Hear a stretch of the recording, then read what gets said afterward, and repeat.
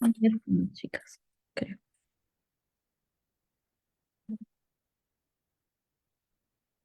Entiendo. La Sí, sala que estamos transmitiendo, sí, ¿no? sí. Bueno, pues muy buenas noches a todas las personas que nos están viendo en este momento y a quienes quizá nos vean diferido. Recuerden que estas sesiones se quedan grabadas. Estamos nuevamente aquí para hablar de mitología y psicología profunda.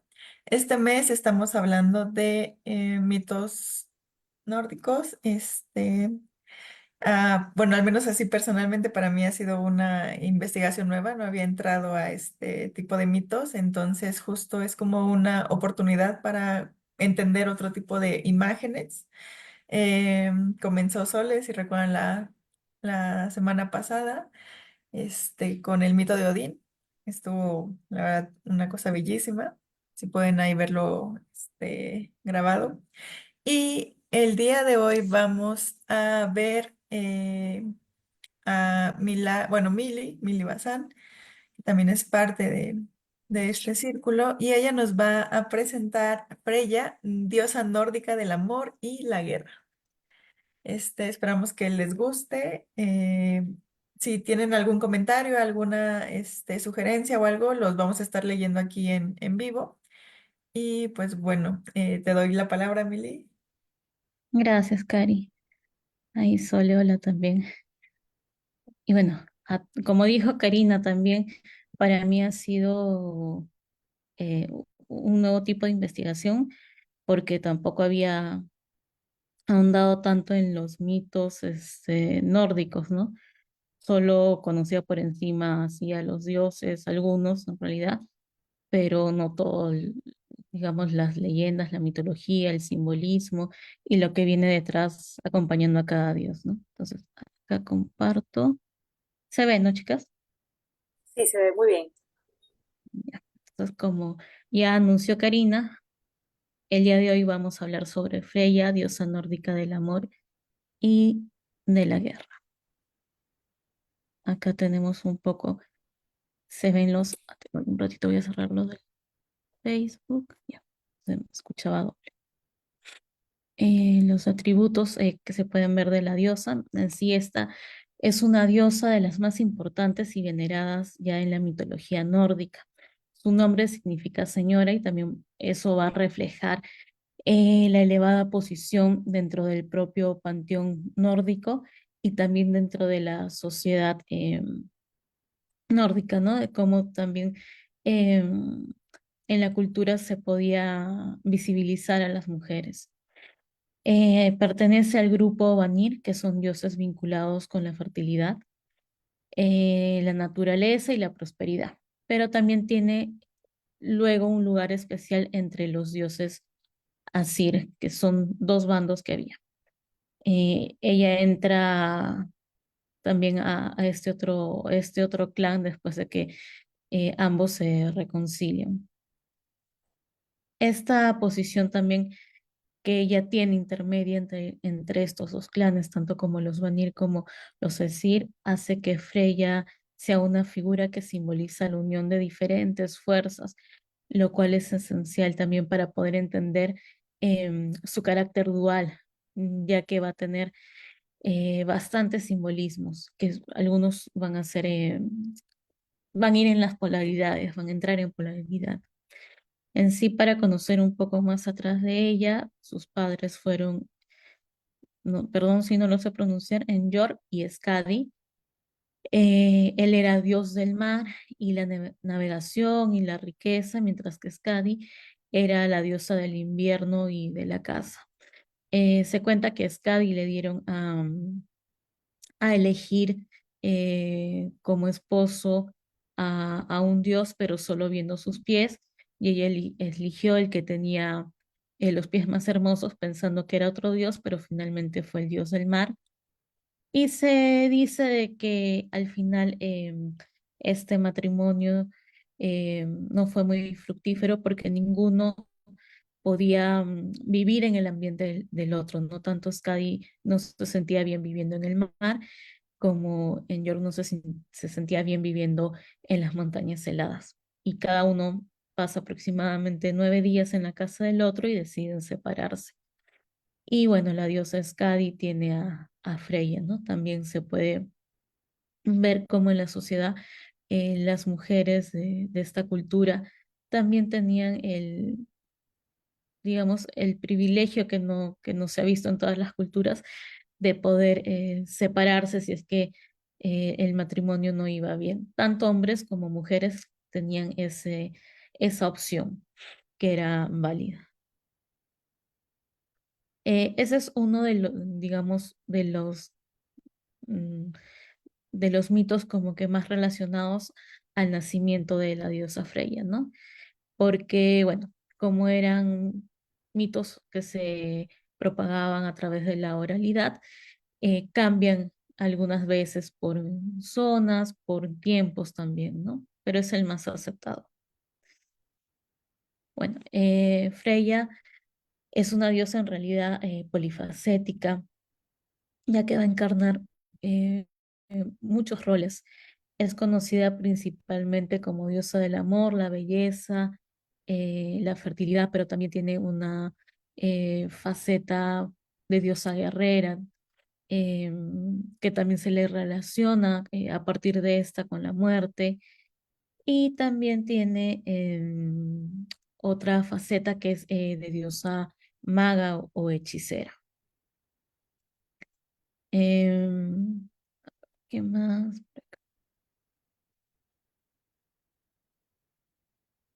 Vamos a ver entonces los simbolismos de esta diosa.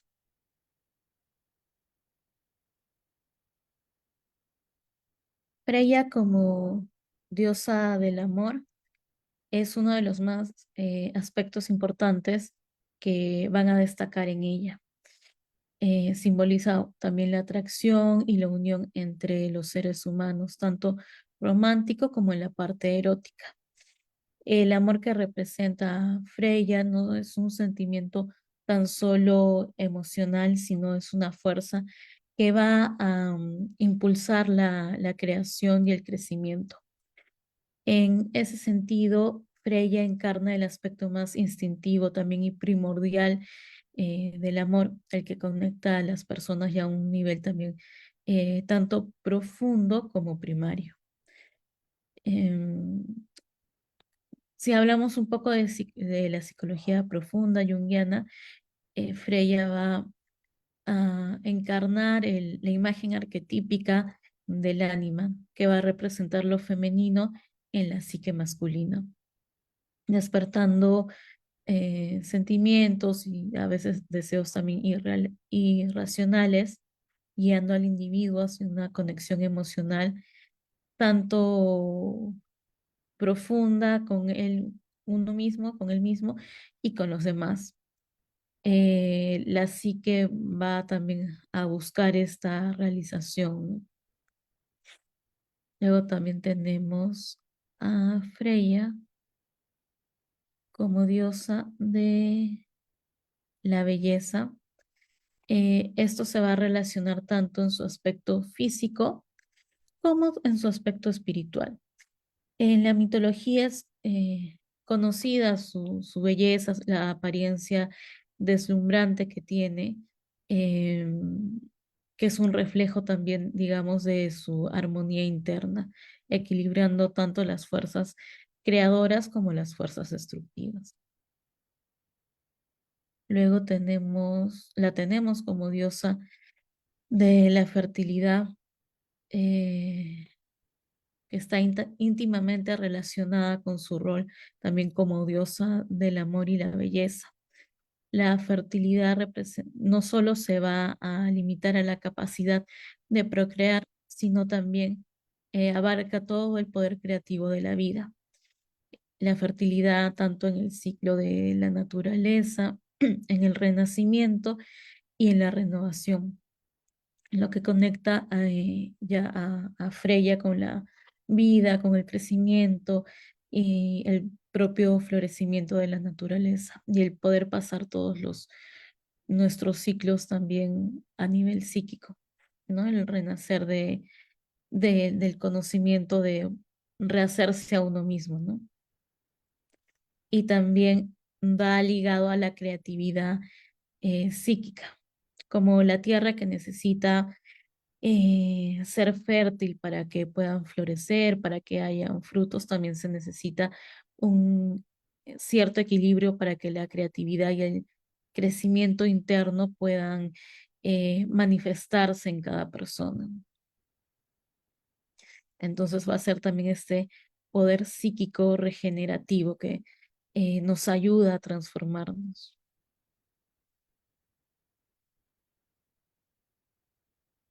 Bueno, ella va a ser, como diosa del placer, también va a ser deseada tanto por dioses y demás seres mitológicos y por hombres también. Y esta parte un poco se relaciona como símbolos de vida, donde la naturaleza se abre camino, ¿no? Y tiene vida en todas sus formas. Como diosa del placer también sexual, no solo representa la parte física, sino que es ya una expresión energética, de energía vital, como el prana o el propio, la energía kundalínica, que es la energía vital también conocida en el hinduismo. Tiene una conexión también emocional con la persona que, digamos, despierta este tipo de energía. Ella, dentro de la mitología nórdica, es libre en su sexualidad, ¿no? Y también muestra este símbolo de empoderamiento femenino y de la capacidad para disfrutar plenamente de la vida y del cuerpo, ¿no? Sobre todo en esta sociedad hemos visto como la capacidad de disfrute, de placer en una mujer se ha visto limitada. Sin embargo, acá en la cultura nórdica, en esta diosa se podía expresar libremente. También ah, esta energía se puede traducir como un impulso de vida, o podemos hablar también de la libido, que no solo está asociada al placer sexual, sino o al deseo, sino ¿no? Es un tipo de energía psíquica que vamos a utilizar en todo lo que hacemos. En este aspecto ya se relaciona un poco más al prana en la parte, desde la visión hinduista, ¿no? Que es la energía que tenemos para hacer las cosas que hacemos diariamente, para poder pensar, para poder sentir, etcétera, ¿no? Es esta fuerza que tenemos con la que venimos y que es una fuerza también de creación, eh, de transformación. Luego la tenemos como diosa de la guerra, aunque más se le suele asociar con este aspecto de amor y fertilidad, pero ella también juega un papel importante como una diosa guerrera, ¿no? Similar en esta parte a la diosa Atenea, ya que también va a ir ataviada cuando es necesario con su lanza, ¿no? Y su escudo. Ella, dentro de la mitología griega, perdón, nórdica, va a compartir junto con Odín el, digamos, el trabajo, la tarea de recoger a los guerreros caídos en batalla.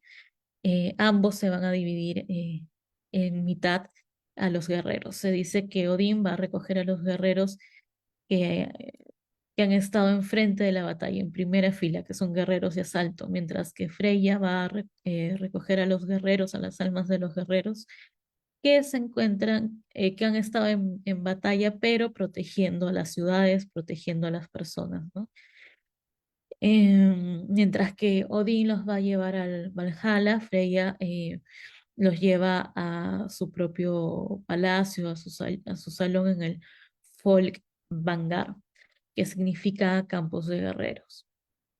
Esto también la va a convertir en una diosa psicopompa, ya que va a ser una guía para las almas de los muertos y va a vincular este factor de diosa guerrera de la guerra con la propia muerte.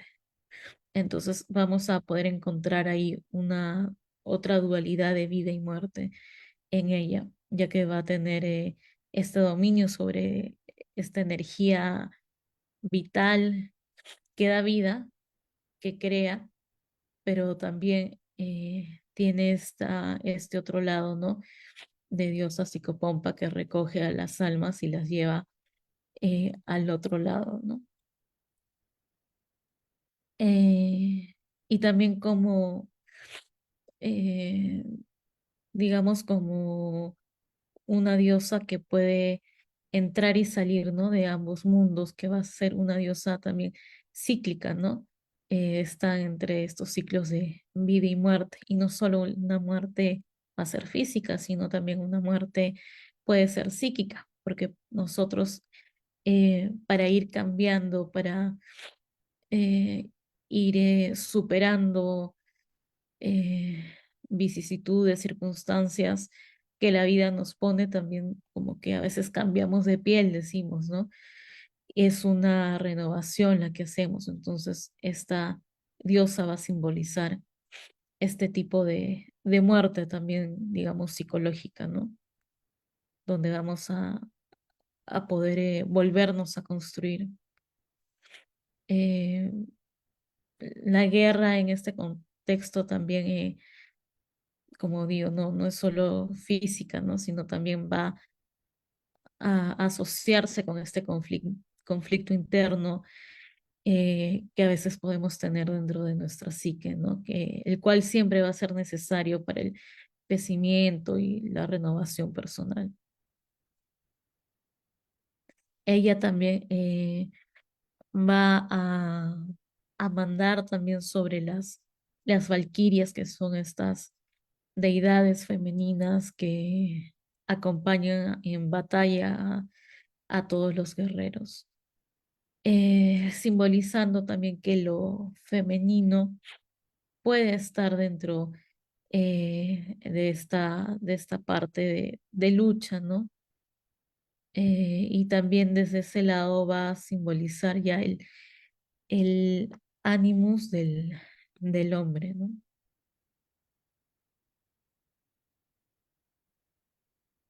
Que es poder integrar esta parte femenina para que haya una completura entre masculino y femenino. Luego la tenemos como diosa de la magia también, o la hechicería. Ella también es una figura muy poderosa en el uso de la magia. Es maestra del Seidir, que es un tipo de hechicería, adivinación, que permite manipular el destino, pero sobre todo predecir el futuro. Es considerada una magia muy peligrosa y poderosa, y no todos los dioses la dominan. Es más, ella, digamos, fue la maestra de Odín para aprender este tipo de magia. Ella le enseñó, se cuenta directamente. Eh, ver, no, se dice que a través de este tipo de magia, ella entraba en un trance para poder acceder a los reinos espirituales y poder cambiar la realidad que se estaba viviendo, ¿no? En términos psicológicos, esto simboliza también en el entrar en el propio inconsciente y tomar control sobre aspectos eh, ocultos de la psique que que influyen en nuestro comportamiento, ¿no? Es como sacarlos de ahí y darles luz, ¿no? Para poder ya trabajarlos y saber a veces por qué nos pasan algunas cosas que no entendemos bien por qué las hacemos, pero están siempre en el inconsciente. También va a representar la imagen arquetípica de la maga o el mago o el chamán, que es capaz de atravesar fronteras, que también se ve en los arquetipos del tarot, ¿no? Eh, este mago dentro del proceso de individuación tiene la capacidad de traer, bueno, la luz a los aspectos, ¿no?, ocultos de la psique, justamente, transformando los desafíos, las dificultades que podamos tener, en realidad en oportunidades de crecimiento y de sabiduría y de conocimiento. El hecho de que justamente Freya también sea una diosa femenina, que pueda abarcar o que tenga este poder sobre el seguir, es importante, ya que a veces esta magia o este poder en algunas culturas solo se relaciona con deidades masculinas. Eh, Esto va a resaltar también la energía femenina, o que la energía femenina puede acceder a estos reinos, y que era visto como algo cotidiano en realidad, ¿no? Que este poder de transformación del inconsciente también abarca todo lo femenino, ¿no? Que es un potencial que tantos hombres como mujeres tenemos, tanto la intuición, el conocimiento profundo, etcétera, que finalmente nos va a ayudar con la transformación de la psique. Con todos estos aspectos vamos a ver que Freya es una diosa dual y que es una figura de inmenso poder. Eh, Como diosa guerrera hemos visto que va a personificar la lucha interna y el proceso de transformación a través del propio conflicto, ¿no? El poder eh, enfrentar, arrostrar todos los desafíos que la vida nos trae y nos pone delante. También va a simbolizar el poder de confrontación con la propia sombra, ¿no? Desde los aspectos un poco oscuros, desde Maga, ¿no? Eh, Cómo los puede ir conociendo poco a poco, y también desde esta parte de que funciona como ánima, sobre todo para que haya una integración entre las fuerzas opuestas. Luego vamos eh, a ver los atributos que tiene, que son muy interesantes. Vamos a ver el primero, que son los gatos. Estos va a ser uno de sus atributos más conocidos. Va a tener un carruaje tirado por dos grandes gatos que se llaman Migol y Trigol, eh, que más o menos significan oro. Estos gatos no tenían nombres, pero ya en unas novelas una autora ya les puso nombres, y se quedaron ya así bautizados, digamos. En la mitología en sí los gatos están relacionados con la independencia, la intuición y también el misterio, que son rasgos que también van a definir a la diosa. Va a también a destacar su conexión con lo femenino y con la naturaleza salvaje. También podrían verse cuando ella está con sus gatos como símbolo de ánima, ya que resaltan estos aspectos femeninos de la psique. Y también el gato, o este simbolismo del gato, va a significar que Freya puede moverse entre lo que es la vida y la muerte, ¿no? Dentro del amor y de la propia guerra, entrando, representando también la entrada a estos mundos invisibles. A ver, luego tenemos otro animal que le acompaña, que va a ser el jabalí. Su nombre es Hildisvini, sí, Hildisvini, que va a ser otro atributo muy importante. El nombre de este jabalí a significar jabalí de batalla. En la simbología nórdica, este animal está relacionado bastante con la fertilidad, la abundancia y la guerra. Como diosa de la fertilidad, ella bueno, va a estar asociada con la tierra y con la capacidad para alimentar a los seres humanos, ya que el cerdo, digamos, es un animal asociado a la riqueza agrícola.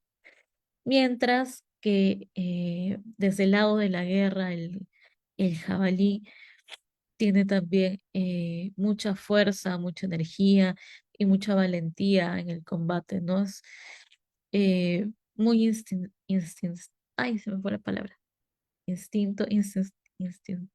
Ustedes me entienden. Eh, Toda esta fuerza del jabalí siempre se ha conocido, ¿no? Como un animal que arremete, que va de frente. Justamente es el poder de la energía que tiene esta diosa, ¿no? Como ya había mencionado, ¿no? Que la vida siempre se va a abrir camino, ¿no? Es una fuerza que va hacia adelante. Este animal siempre que había alguna guerra o batalla, la acompañaba a Freya y a veces iba junto con él recogiendo a los guerreros caídos. Mm. Luego vamos a ver el, el símbolo del collar. Antes del collar, vamos a ver el de las alas. Eh, Freya va a tener en algunas representaciones alas en su cabeza están en una corona o en un casco a veces. Esto a veces estas alas le permitían transformarse, se dice, en un halcón y volar a diferentes mundos también. Está relacionado justo con su capacidad de poder entrar y salir de los reinos, de poder llevar justamente a estos guerreros caídos al otro lado, ¿no? A los otros planos espirituales. Y las plumas van a simbolizar la rapidez, ¿no? Del poder moverse en estos mundos y también ayudarla en lo que es la adivinación. Justamente el halcón como un ave de rapiña va a simbolizar lo que es la visión aguda y la claridad mental, lo que va a ayudar en este tipo de magia de seguir que tiene Freya. Ya que cuando entra en estos mundos, como habíamos mencionado, es la capacidad que también tiene de entrar en el propio inconsciente. Y vamos a regresar acá, que es el collar, que también se le va a ver en muchas representaciones y que hay un mito asociado acerca del collar, que es lo siguiente que vamos a ver, por eso retrocedí.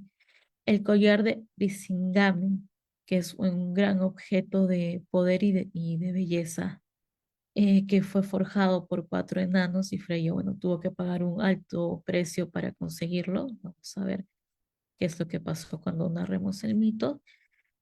Y va a representar su feminidad, su atractivo y la conexión también con la tierra y los ciclos de la propia naturaleza. Va a ser un poco de la fuerza y de la protección que ella tiene. Siempre lo ha utilizado como forma de poder y bueno, se lo han querido robar otros dioses. Ella, hay un mito donde ella lo prestó para que Thor pueda recuperar su martillo. Eh, y puede verse también como una representación, eh, como uso de una herramienta mágica que da energía a la propia diosa. Y a continuación vamos a ver dos mitos y justamente el primero tiene que ver con el origen de este collar. Entonces acá les voy a contar un poco. Este collar fue forjado por cuatro señores enanos, Alfrid, Duvalin, Berlinger y Ger. Estos enanos eran conocidos por su habilidad para fabricar objetos mágicos y extraordinarios. Y cuando la diosa ve el collar, queda completamente fascinada y enamorada por este y por el esplendor que salía del propio objeto. Y lo deseaba a toda costa. Ella va con los enanos y les pide que le vendan el collar o que quizás podía intercambiarlo por algo, pero ellos no estaban interesados en recibir ningún tipo de riqueza o de otro objeto. En lugar de pedirle oro, plato, riquezas o lo que sea, ellos le proponen un trato, que es que Freya tendría que pasar una noche con cada uno de ellos para obtener la joya. Freya deseaba tanto ese collar, lo quería poseer tanto que accedió a ese acuerdo y pasó 4 noches consecutivas con cada uno de los enanos. Eh, este collar en sí, bueno, representa la belleza, la sensualidad, el deseo justamente por la forma en que ella lo obtuvo y se relaciona también con el sacrificio y el poder personal, ya que tuvo que hacer ella un sacrificio personal para poder obtener algo que deseaba, lo que también refleja en sí el carácter determinado y su conexión con aspectos tanto terrenales como espirituales, ¿no?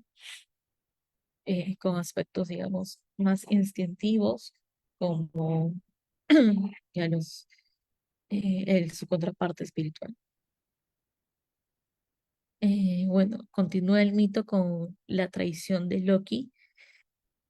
Después de que ella ya obtiene el collar, Loki, que es conocido como un dios tramposo, descubrió lo que había sucedido, cómo ella o la forma en que ella había conseguido este collar.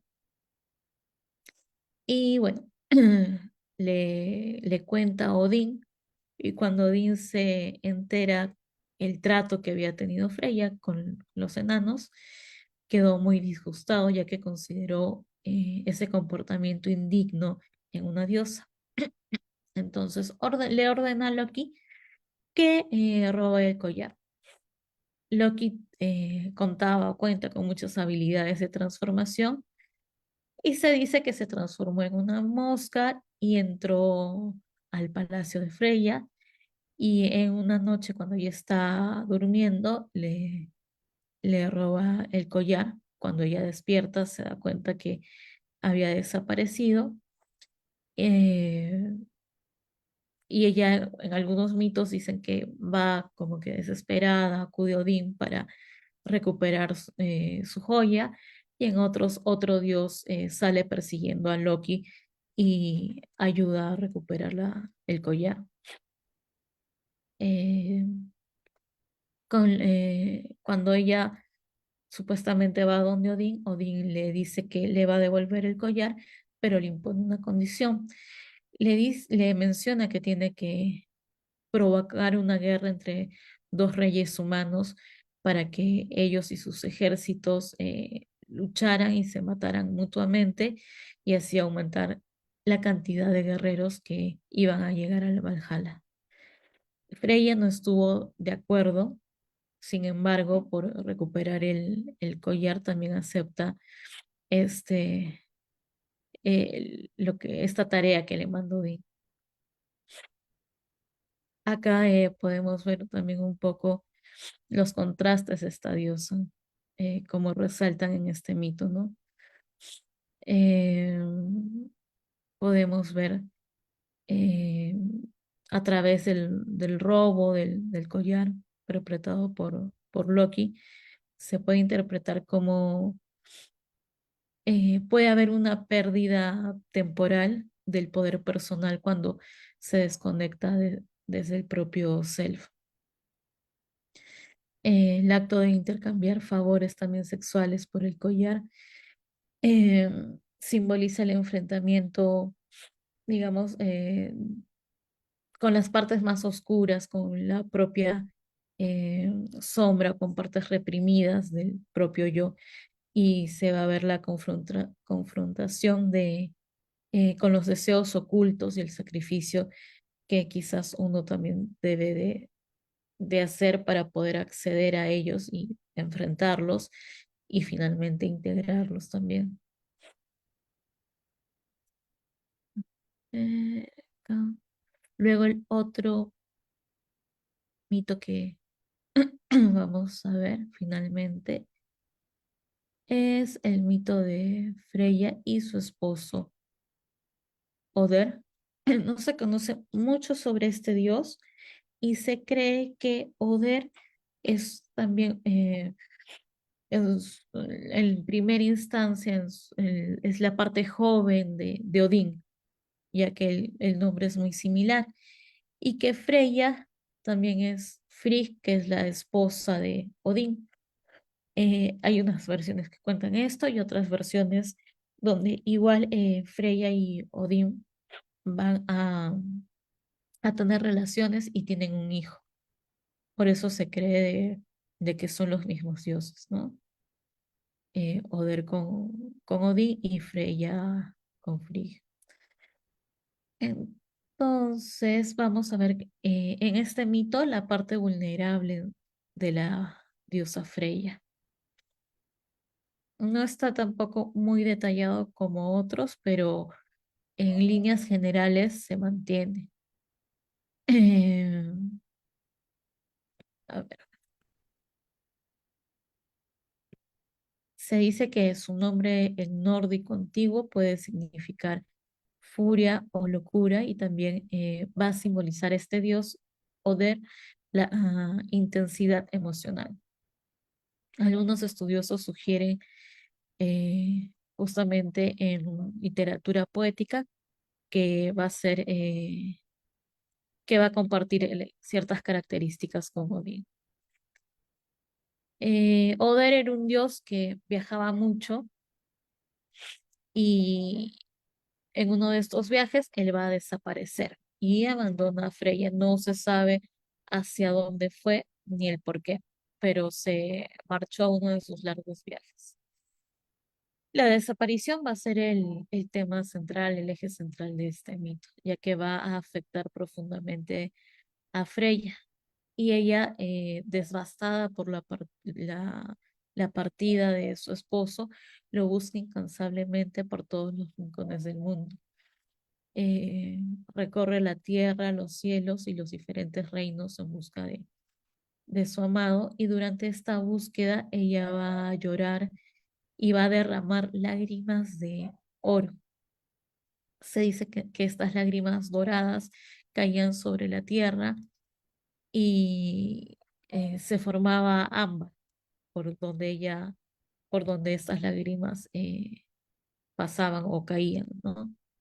Eh, Otros mitos también dicen que estas lágrimas se llegaban a convertir en oro, que bueno, es un símbolo de transformación poderosa. Eh, y aunque el sufrimiento y la pérdida son dolorosos, es algo que todos vamos a atravesar o que quizás nos atraviesa en realidad, ¿no? Pero de estas experiencias también sacamos eh, verdades internas muy valiosas como el oro. Eh, También esto puede ser interpretado como el anhelo del self para el propio proceso de individuación, que no es fácil, que quizás va a ser muy angustioso en algunas ocasiones, y que siempre es una constante búsqueda, ¿no? Y Oder en este mito también puede representar el ánimos, que es la parte del alma dentro de, digamos, de la mujer, ¿no? Es esta energía masculina dentro de la mujer, que para la teoría junguiana, para que haya individuación, mayor conocimiento interno, se necesita integrar, ¿no? Justamente es esta búsqueda eh, del, del- del propio ánima, que es similar al mito griego de Morfeo. Perdón, claro, de Morfeo. Él busca al ánima, que es Eurídice, mientras que Freya va a buscar a su ánimos, que es el dios Oder. Y algunos, bueno, sugieren que finalmente ellos se pueden reunir. eh,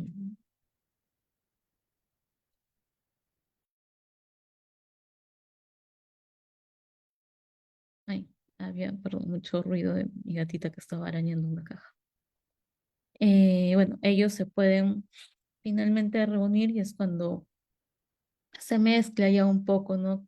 Oder con Odín, y se dice que tienen también unos hijos donde también va a haber un mito con uno de sus hijos. Eh, lo cuento brevemente, que es, ella sueña, me parece, que es uno de sus hijos va a morir, entonces lo que hace es un hechizo para que él no muera. Y me parece que a todas la naturaleza, las cosas, hace de que no les quita ella quita el poder a todo para que no dañen a su hijo, excepto al muérdago porque lo ve como una planta muy simple. Y cuando hace este hechizo sobre su hijo, le quita todo poder de sentir, de, de disfrute, de placer, de los propios sentidos, no, no tenía gusto, nada.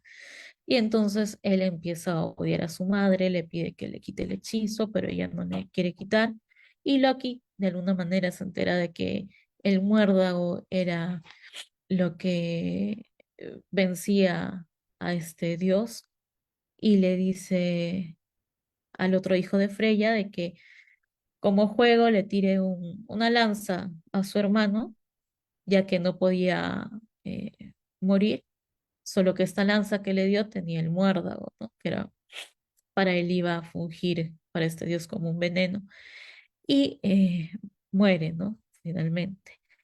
Pero esta parte de la diosa, digamos, sobreprotectora, se puede relacionar también un poco con un complejo materno negativo, ¿no? Este sobreproteger por amor, pero finalmente eh, hace de que la persona, el hijo, no pueda eh, tener sus propias responsabilidades, no puede eh, entrar en un proceso de individuación, y todo esto, ¿no? Simboliza ese complejo materno negativo.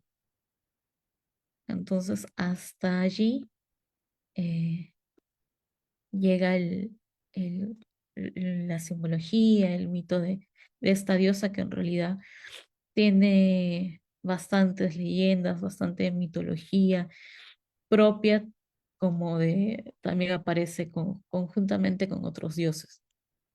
No sé, chicas, si desean comentar algo. Bueno, primeramente, Mili, gracias por esta presentación, de verdad muy completa sobre Freya. Freya a mí me parece una diosa súper interesante porque tiene como elementos, como vimos en su historia, muy de la vinculación, ¿no? Del ánima. Podríamos asimilarlo un poco a Afrodita, ¿no? El tema del amor, de los vínculos, en este tema del amor que representa. Y también este lado madre, ¿no? Que tiene Freya.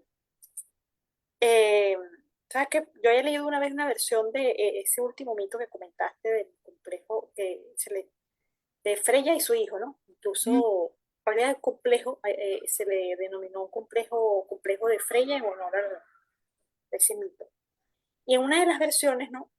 Ajá, ella recibe en algunas versiones es un sueño, como comentabas, en otras es como una profecía, ¿no? De que el hijo va a morir. Entonces, bueno, como comentaste, le quita el sentido de vivir. Loki se entera y hay una versión donde el hijo pisa por accidente el muérdago va a atacar a la madre y hacerle daño, a matarla por molesto, porque no perdona a Freya. Y Freya le dice que se va a dejar morir por él, porque se siente, o sea, como madre, se siente mal por lo que hizo, y ahí llega una deidad y mata al hijo, separa a Freya y el hijo. Entonces, bueno, esa imagen es bastante fuerte y el complejo de Freya, bueno, lo comentan mucho sobre este tema, bien como comentabas, de la madre sobreprotectora.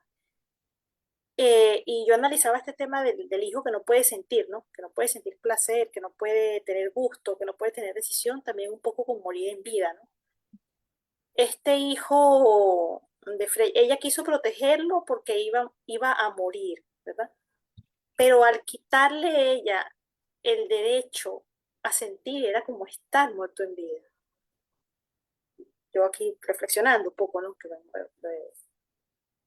Analizando este mito un poco, ¿no?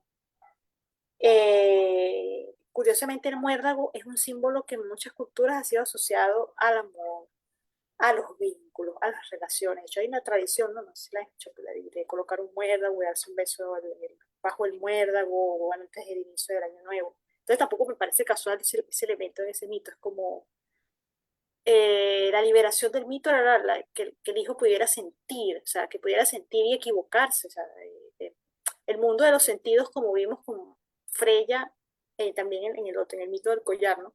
El mundo de los sentidos, del deseo, de las necesidades, implica muchas veces tomar decisiones que pueden o no estar equivocadas para el ámbito familiar o pueden o no ser impulsivas hacia Freya con el collar, ¿no? Pero es natural en el humano desear, sentir, sufrir, llorar. Eh, y pensaba mucho, me quedó muy, yo no conocí esa historia de cuando se pierde, que Freya busca a su pareja, ¿no? Y sus lágrimas se vuelven oro, ¿no? Este símbolo de que las lágrimas se vuelven oro lo podemos eh, contrastar con el símbolo de haberle quitado el sentir al hijo. El sentir de Freya hace que se genere el oro, o sea, si yo puedo sentir es que puedo acceder a lo más profundo del alma. El hijo que no siente, que ella le quitó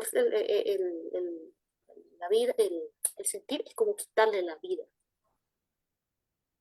Entonces, bueno, aquí reflexionando un poco en voz alta sobre estos temas, Mili, de verdad, bien complejo. Sí, es interesante, ¿no? Cómo los dioses o estas simbologías pueden representar en realidad todos los aspectos humanos, ¿no? Porque finalmente era lo que hacían, ¿no? Los aspectos, sobre todo, por ejemplo, en esta diosa, ¿no? Que se ve tanto el amor, se ve la sexualidad, eh, se ve como diosa de la guerra, como diosa de la muerte, de la magia, ¿no? Lo podemos ponerla como ejemplo para un complejo, ¿no? Materno también. Entonces, eso Ujú, ya lo que significaban los dioses para también las culturas y pueblos, ¿no? Cómo entendían la vida. Quizás no había la palabra psicología, que igual la psicología es nueva, ¿no? Pero había todo este proceso de pensar de cómo eh, traspasar la vida, pero con todos estos dioses, ¿no? ujú. Y el hecho de que ya vimos mucho la ambición, ¿no? Por lo menos el tema del collar, es un elemento humano, ¿no? Ella quiere el collar tanto que se sacrifica, incluso acepta este trato, y luego el trato que le propone Odín también. Entonces, eh, ya vemos también como esta dualidad terrena espiritual. Me hacía pensar un poco en, en que esa imagen está presente como en algunas diosas antiguas, por lo menos en el caso de Venus se hablaba mucho de Venus Urania y Venus Pandemo.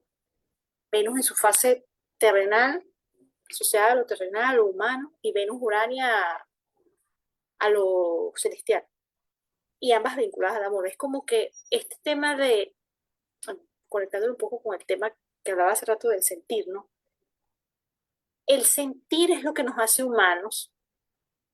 El sentir nos puede abrir sombra o luz, o sea, puede hacernos tomar decisiones, como en este caso Freya, en algunas decisiones las tomó bajo su poder personal y otras decisiones las tomó perdiendo poder personal, ¿no? En este caso, por el collar, por distintas situaciones.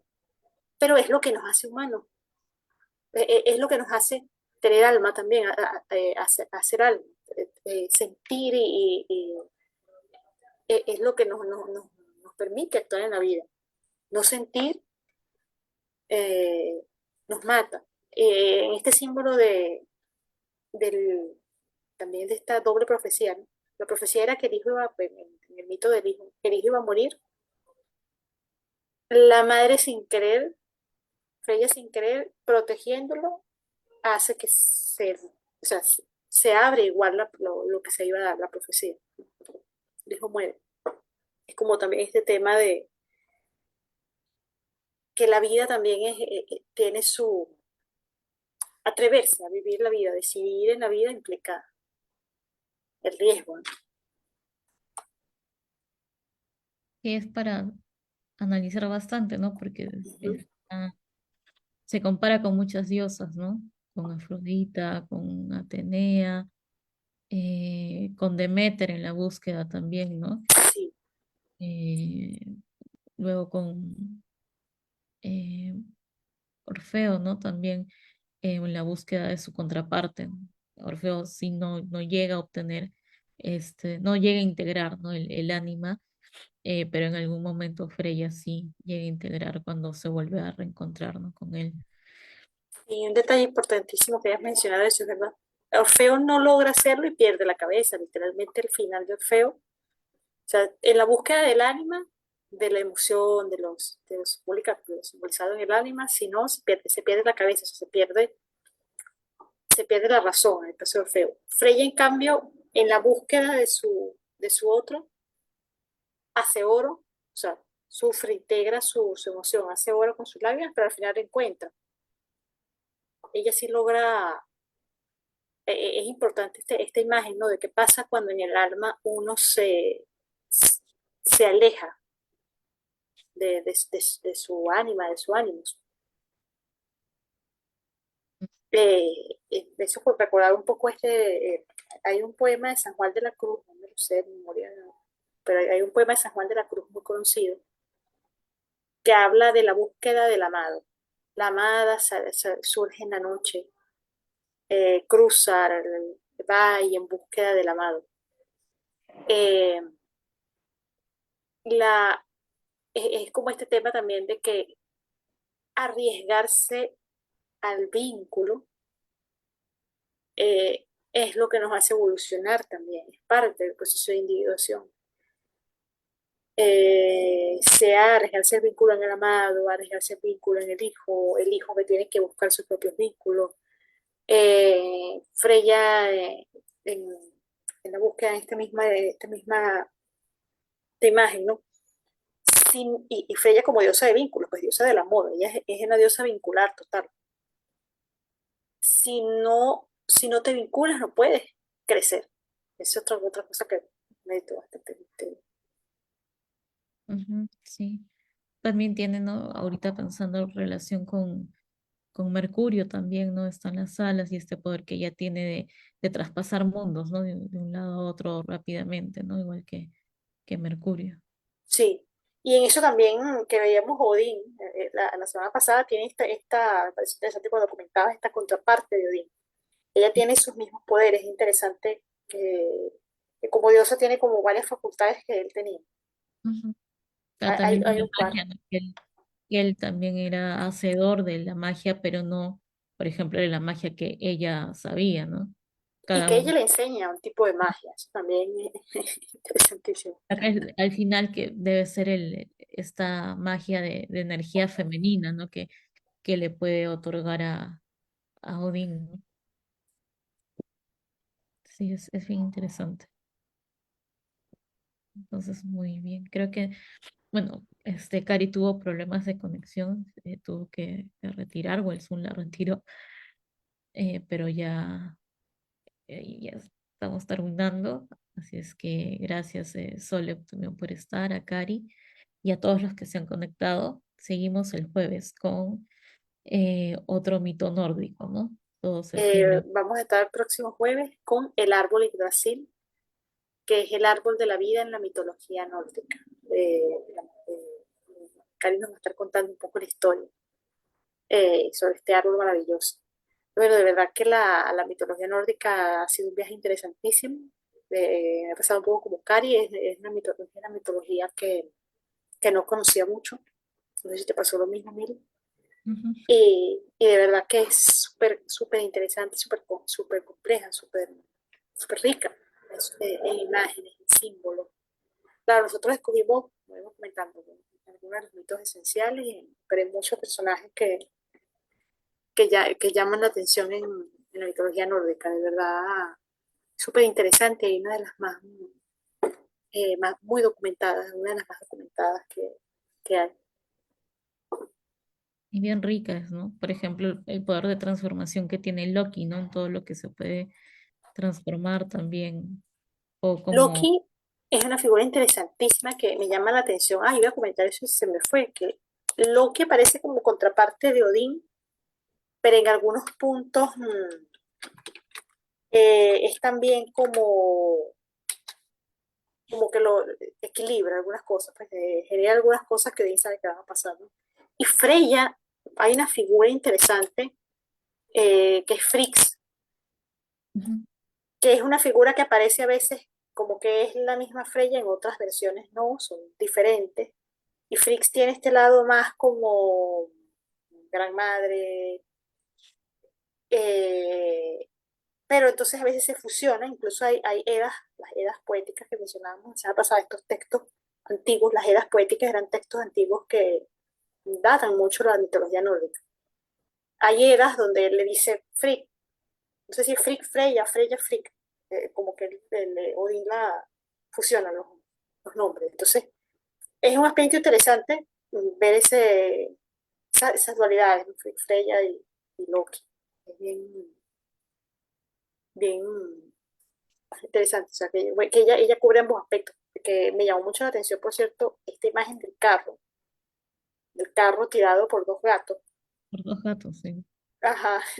Me recordó, pero muchísimo a esta diosa, que por cierto ella también tiene hay un complejo asociado a esta diosa, ¿cómo se llama?